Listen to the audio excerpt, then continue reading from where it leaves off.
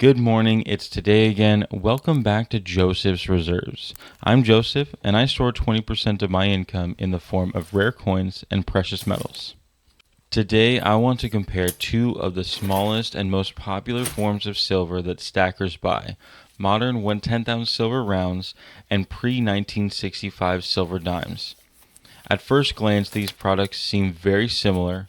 Both are fractional silver, both are relatively affordable compared to a full ounce bullion coin, and both are often discussed as useful forms of small denomination silver.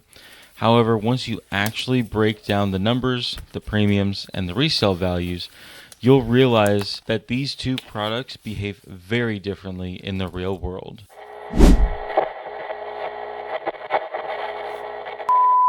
Congratulations to Training with Lions for being the first to comment on my last video. Thank you so much for the support. Y'all go find him down in the comments and start a conversation. This comparison actually matters a lot to people. The difference between junk silver and 3/9 fine bullion fractional silver divides a lot of people in how they stack.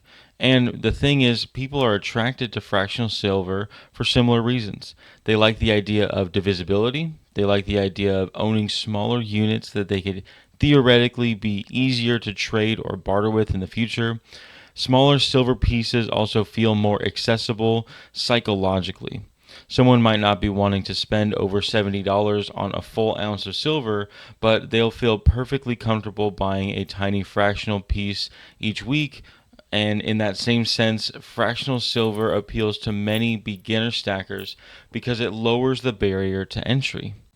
However, what many people fail to actually realize is the economics of fractional silver can become extremely expensive once premiums are taken into account. For this comparison, I used real market prices from an online dealer. At the time of the video, silver spot was sitting at almost exactly $78 per ounce. A modern 1/10 ounce silver round was selling for $10.83, and a pre-1965 silver dime was selling at $5.94. Really, this $59.40 per face value, but of course, a dime is 1/10 of that. To make this a fair comparison, we need to establish the actual silver content in both products. The 1/10 ounce silver round is straightforward because it contains exactly 1/10 of a troy ounce, but the silver dime is slightly different because constitutional silver is typically calculated based on the face value of these 90% silver coins. The face value of $1.40 is considered 1 troy ounce, which means a dollar would contain 0.715 troy ounces. That means that every single dime contains roughly 0.0715 ounces of silver. So we establish the silver content, and we can actually calculate how much value of silver is in each coin, meaning the 1/10 ounce silver would have $7.80 of silver, and the dime has $5.57 worth of silver. We can then start to figure out the premiums and do it this way, but I think what would make a lot more sense is if we took 10 1/10 ounce coin to equal an ounce and 14 dimes to equal 1 ounce, and we could do a direct comparison that way. So let's start with the fractional silver 1/10 ounce rounds. 10 of these would cost you $108.30. That would be a premium of $30.30 over spot. That's actually a 38.85% premium. By comparison, the 14 dimes to make up 1 ounce would cost you $83.16, which is still over spot. That's only a 6.64% premium. And this by itself provides a very important lesson about fractional silver. The smaller the silver product becomes, the more extreme the premiums often become as well. Fractional silver requires additional minting, additional labor, additional packaging, additional handling per ounce, and even though the tiny 1/10 of an ounce silver round only contains a very little bit of silver, it still has to go through much of the same manufacturing process as a full ounce.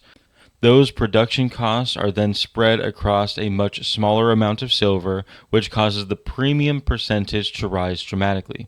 To be fair, fractional silver does offer some advantages.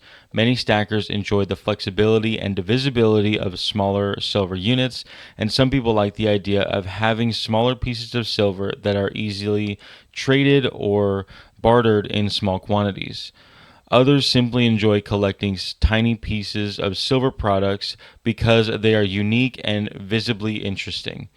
There are also psychological components to fractional silver, like buying small silver pieces that can feel more manageable than saving for a full ounce. In that sense, fractional silver can encourage consistency and participation amongst newer sackers. However, the silver dime brings a completely different set of strengths to the table. Constitutional silver carries historical trust, recognizability, more so than the privately minted fractional rounds often do.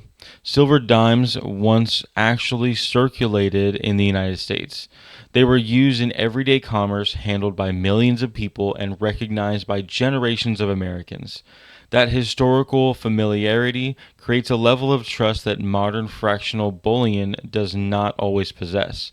In addition, silver dimes tend to carry much lower premiums over spot compared to the modern fractional rounds. However, on the resale side of the equation is where the comparison becomes even more revealing.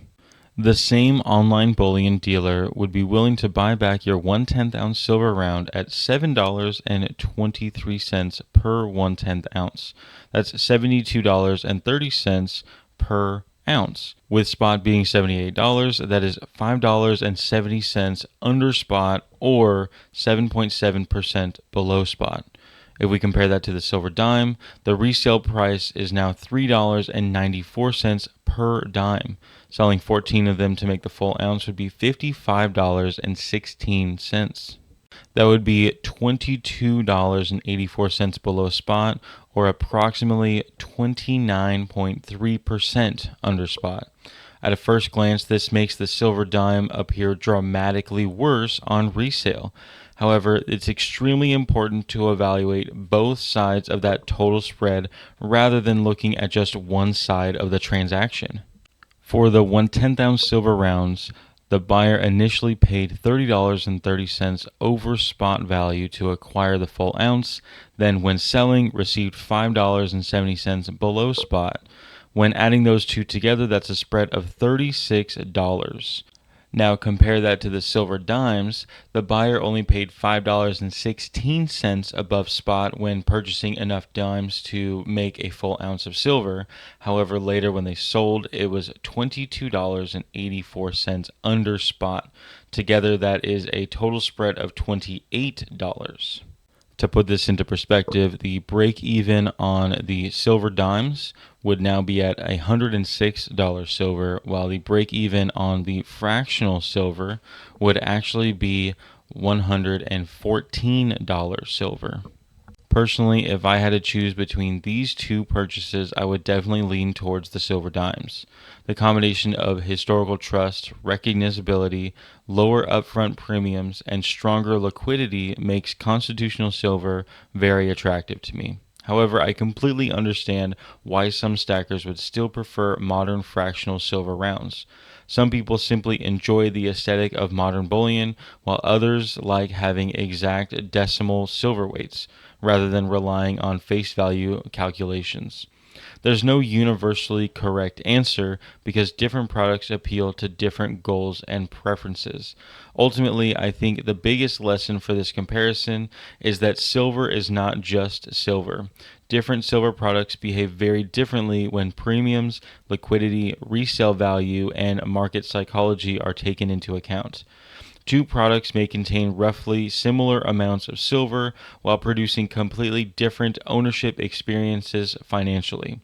This is why I believe every stacker should learn to calculate the complete spread over making a purchase, instead of only focusing on the premiums on either the purchase or the resale. It's important to look at the full cost of entering and exiting a silver position.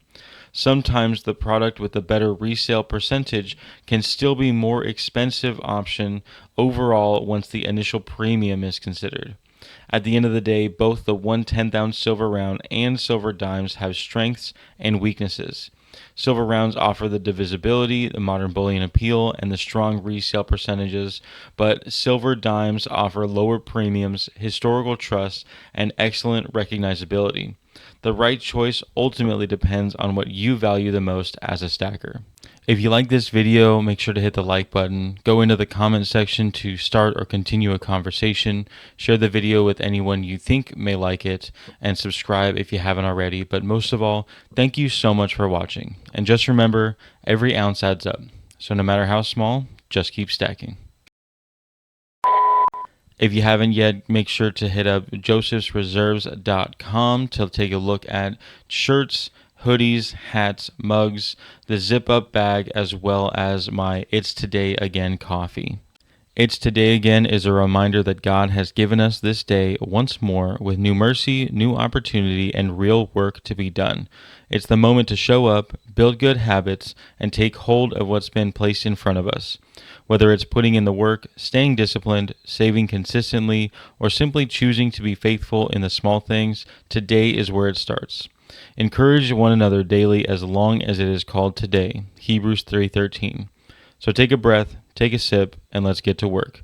It's Today Again. You can now write me at Joseph's Reserves, 10160 Highway 242, Suite 800, number 401 in Conroe, Texas, zip code 77385. Make sure to include your information so I can write you back.